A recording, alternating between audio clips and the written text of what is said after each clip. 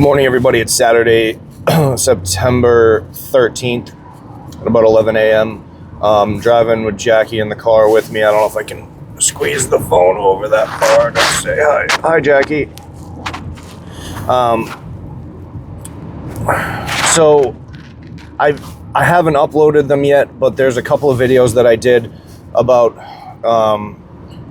Charlie Kirk, and I've held off on putting them up because I was trying to get more evidence before I made a certain statement. And what I've noticed is that Charlie Kirk was a proponent of free speech. And all these people that are saying they're happy about him dying, they're all getting horrible, death threats and all these other things, and they're losing their jobs, which is great. I don't care. I don't want people to, necessarily be able to say they're happy someone got murdered, but that is free speech, what they're doing, and yet it's being shut down. I'm not saying it's a good thing for free speech, but the very thing that Charlie Kirk was trying to protect, where he could say whatever he wanted to people without consequence, is now being shut down on the other spectrum. There's two spectrums. There's one where you're praising Jesus Christ, and there's other ones where you're praising the death of babies and the right to do whatever you want with your lifestyle and all of the things that come with Satanism, which, whether you believe in Satan or not, it's still Satanism, because Satan's the one who told Adam and Eve in the garden they could be like gods. And if you're like a god, you can do whatever you want. But Charlie Kirk was one of my favorite people to listen to, and he was saying all the right things. But Jesus says that even the elect could be fooled if it was possible. And we all know, if you listen to what the people that are in charge of the world say, is that they will give you a champion to get behind. So how easily could they have raised Charlie Kirk up to then use him as a chess piece in a plan to bring about the New World Order? Because people all around the world, in other countries even, are sticking up for Charlie Kirk because he is now a martyr. And even Christians are jumping on board like crazy because of Charlie Kirk. And this happens the day before 9/11, which is Jesus's birthday, which is why they did that on that day anyway. And it comes a day after they found out that Trump has a secret note that he sent to Epstein that was sexually explicit towards women.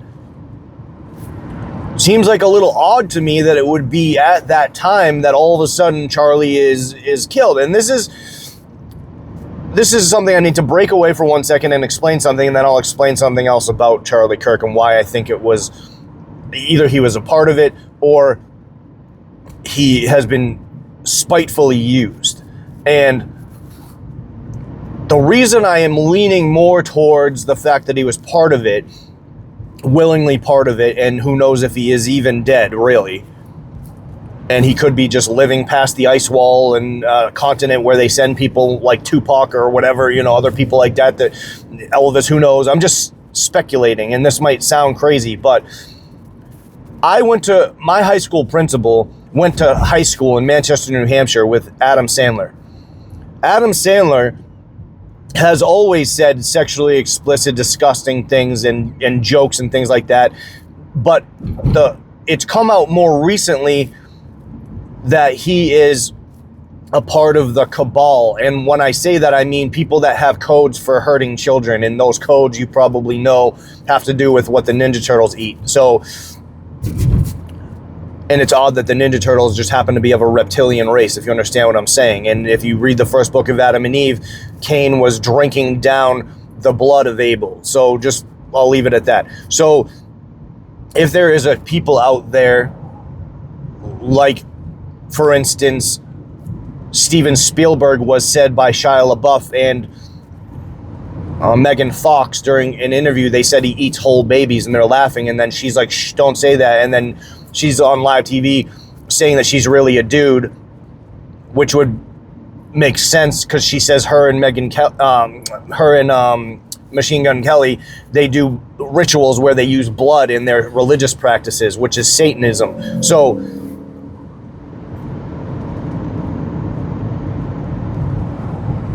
in the movie Little Nicky, Adam Sandler is the son of the devil. And in this movie, a lot of people have debunked it, like Enter the Stars or something like that. I think that was on Zen Show a couple times. I used to support his channel and stuff. And like he talks about movies and how they're related to different things and whatnot. And it shows like a scene where Nicky's in the bathtub and there's Masonic checkerboard on the floor, and he's like basically drowning so he can go to the other realm and stuff like that. It's similar to Constantine with Keanu Reeves, where he puts his feet in the pool of water and he does these things with his tattoos on his arms where he goes to the satanic, like the demonic realm or whatever. For some reason, it always has to do with water. It's like they're reverse baptizing themselves, which is similar to the Ice Bucket Challenge that they were doing on Facebook and whatnot. So all of this is related, whether people want to admit it or not. So Adam Sandler, in his most recent movie, Happy Gilmore 2, in the first one, it was Kiss was a major theme in that, the grandmother dressed in a Kiss mask, which you could say, oh, he was just in the Kiss. No, it's Knights in Satan's Service, and they're all Khazarian Jews, just like Adam Sandler is. So Knights in Satan's Service, and they're, he's always pushing these people that are into Satanism on their own. Like Adam, if you don't know Adam Sandler very well, but he's from around here. My brother met him when he was filming like another, like the second Grown Ups movie or whatever at the Rock Quarry where they had that scene. I've never seen the second movie, but in Happy Gilmore 2, there's a news anchor that comes on once Happy Gilmore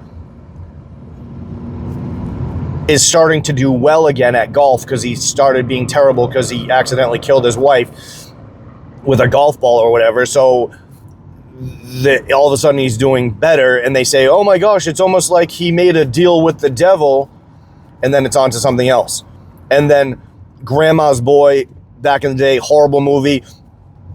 They have a movie that a demon comes up, they have a video game that they designed that's like the premise of the movie, and the video game is of a demon that comes out of hell and destroys like meth labs and evil people and stuff like that. So they're using evil to defeat evil, basically. So Happy Gilmore 2, Eminem gives the Baphomet sign in this movie. So there's 2 references of Satan worship in Happy Gilmore 2 alone. One of the actresses in the beginning of the movie, she was in a very demonic music video at one time, and I remember specifically Jonathan Kleck back in 10 years ago, or maybe 7 or 8 years ago, doing a video about how she was doing the one-eyed goat thing and all this other stuff, and it was like very symbolic, all the things that were in this movie. And her mother's like the actress that's in Multiplicity with another actor I can't think of the name of right now. So all these people in Hollywood are linked. And I just read an article that says, besides what I just said, Adam Sandler has had the black eye before, which they say that's when they vril you and you, like a reptilian takes over the inside of your body and whatnot. And like a lot of people have seen like tons of different celebrities with the black eye. The Pope had it, like the King of England, and all these other people had it. Like something happens to these people where they get a black eye. A couple other people say it's because of a homosexual act that this happens, but I think it's more than that, and it's something else entirely. But whatever the case is, I just read a thing that says that Charlie Kirk, right before he died, sent a memo to a text message to Adam Sandler saying that he said they're watching me. If something happens to me, like basically like keep my message strong type of thing, or something to that effect, whatever. Like, don't let my message die or whatever with me or whatever. So if you understand how smart Charlie Kirk is, how intelligent he is, he's a genius. And he speaks about the love of Jesus Christ, the fact that Jesus died on the cross for our sins, that he talks about like the fact that he conquered hell and death, which he did in the Gospel of Nicodemus, which they took out. If he is somebody that is such a proponent for Jesus Christ, why would he be talking to Adam Sandler, who openly says that he has pizza parties on national television? I'm not that smart. I'm not into this stuff as much as people might think. I just can speak about it because I put two and two together. I am not in this world so much that I don't notice those things. Like I don't want to be a part of this world. I think it's sick and twisted, the things that these people do. So when they say them, I notice what they're really saying. But I'm not, it's not like I sit at home at night and I'm on the computer like always on it. I'm not. But it's very hard for me to notice these connections. Why all of a sudden is Charlie Kirk being buried in the White House? Why, or whatever, at that monument that's near the White House, wherever it is. It's in DC. To me, it's all one big satanic conglomeration. Why are they pushing him so hard? Why are they so against the people that are speaking against Charlie Kirk all of a sudden, when before they couldn't give a flying crap? Yes, he's dead, so maybe that's why. I don't think that's why. I think they let him speak, they let him stir the hornet's nest as much as he felt like, and then as soon as they decided to take him out, then anybody that speaks against this as being the same thing that happened with the JFK assassination, where they created the word conspiracy theory, or the phrase conspiracy theory, they created that specifically to go against the people that were questioning the JFK assassination, which happened for multiple reasons. One being that he was secretly telling Marilyn Monroe stuff about the alien landings, and they didn't want people to find that out yet. Why wouldn't they want people to find that out yet? It wasn't time for it to be released yet, because they're going to use it to bring about the New World Order. Because just like Ronald Reagan said when he was talking to the United Nations, imagine if there was an outside force that came in and made us all one together because we fight together. And this is the premise of Independence Day 2 and 1. In the first movie, he says, "We will not go quietly into the night." And he's talking on July 4th, the 4th of July. I guess it's ironic that it's our Independence Day and we are independent against the aliens. We don't want to be part of your alien agenda, blah, blah, blah. And yet, that's the whole point, is that they tell you, like, do you see it now? Do you see it now? Trump creates Space Force, or at least pushes it, like we have one here, like in New Hampshire, there's one. Like, Elon Musk is trying to get into space. Jeff Bezos is trying to get into space. The richest men in the world are trying to get into space, but they can't. Why? Because God is going to judge the world. They know it. They have demonic things that allow them to see it. We believe it on faith, but they are pushing it because they've seen it. They know that they can't win. They know that they cannot win against the Christians, but they want to take as many of us with them as they can. And like I said, they don't worry about the people that are already lost, the people that dye their hair different colors and their minds are completely imbalanced. They don't care about them. They will use them and use people that preach like Charlie Kirk does, preaching the truth. They'll kill them, and then they'll put anybody that speaks against the fact that the government did this on purpose to create an agenda for their own gain. And they'll put those same people that are good people that are speaking against this as an op and put them in the same pool as the people with the blue and purple and pink hair. Do you see what I'm saying? Jesus said, they will all hate you for my name's sake. Everybody will hate you for my name's sake. If you speak against Charlie Kirk being on the op side, do you think Christians are going to hate you? I do. You think Christians are going to hate you because you talk against Donald Trump because he's not a Christian like he says. He's actually a converted Jew. Like he says that he is. Like you need to look at what they're really doing. Jared Kushner and his daughter are Jews. They're converted Jews. And they're doing all this genocide all over the world that they don't talk about in front of you. And people just forget about the babies that are getting murdered in Gaza and all these other places. That like they can say that people were that all these people from over there were excited when 9/11 happened. Maybe in ignorance you would too if you thought that, you know, they were killing people that hurt you. Maybe you would be happy about that too. Who knows? I mean, I know soldiers oftentimes will be like talking about that until they realize that, you know, the government was part of the op. How many soldiers have come out and realized that the government is not what they say that they are, and they don't have their backs? It's in a lot of TV shows about the military that that's the truth and that it's always like a secret agenda. Why is it so crazy to think that it's in real life that this is happening? And so I guess my final thought on it is that don't let yourself be fooled. Don't let them suck you in with this, because whether Charlie Kirk was part of it or not, they're going to try to suck you in with this. But if Charlie Kirk is so smart, I have a hard time thinking that he wouldn't know that Adam Sandler was a Satanist. I really have a hard time with that. So if he really did send him a text message, or if maybe Adam Sandler's just making that up and he didn't, but if he did, I have a hard time believing Charlie Kirk was not part of the satanic agenda, because I've known Adam Sandler was a Satanist for like 10 years, even before all this stuff came out about him having pizza parties and all this other stuff.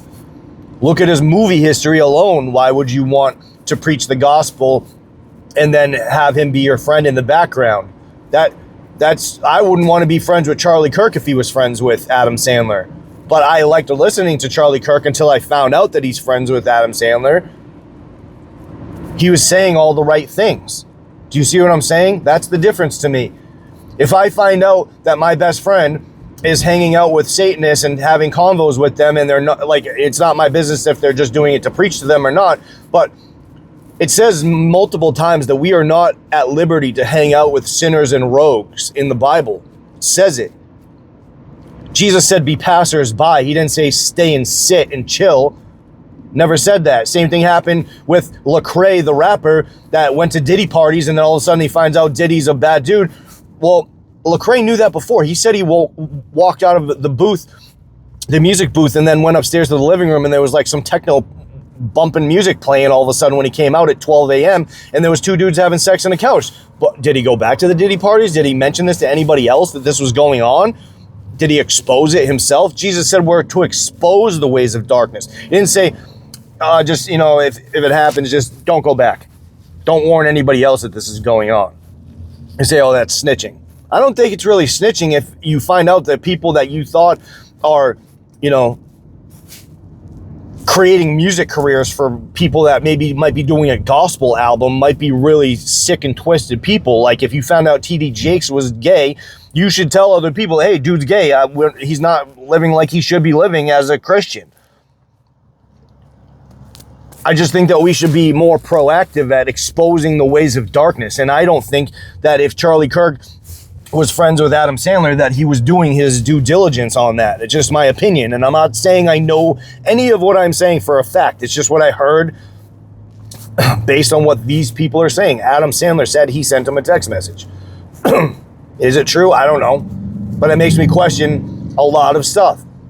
It makes me feel like the videos I did in the past few days, not knowing if it was true, it makes me feel like I was right saying that Charlie Kirk was part of it.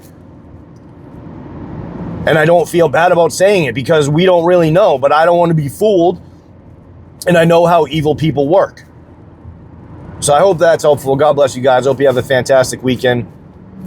Stay safe out there. I pray for you all daily. Take care of yourselves. Bye.